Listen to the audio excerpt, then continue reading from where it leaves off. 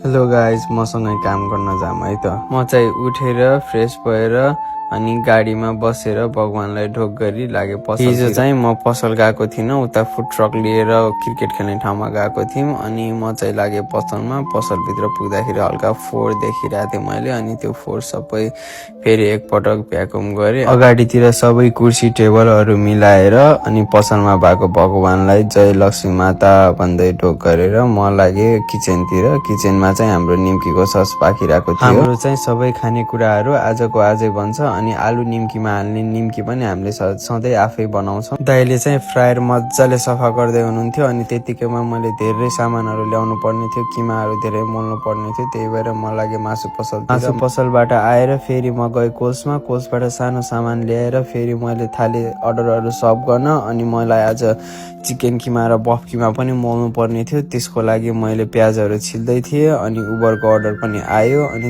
खानाहरू बनाउँदै पास गर्दै थियौँ। त्यतिकैमा मैले चिकन किमा पनि बफ किमा पनि मोली भ्याएँ। चिकन किमा र बफ किमा कति केजी होला गाइज, एनी गेस? अनि त्यसपछि क्लोजिङ गर्ने बेला भएको थियो। म लागे क्लोजिङ गर्नतिर। फोहोरहरू सबै फ्यालेर टेबल कुर्सी सबै पुछेर भ्याकुम सबै लगाएर टल्किने गरी मप लाएर म लागे घरतिर। Thank you for watching guys. फेरि भोलि भेटौँला।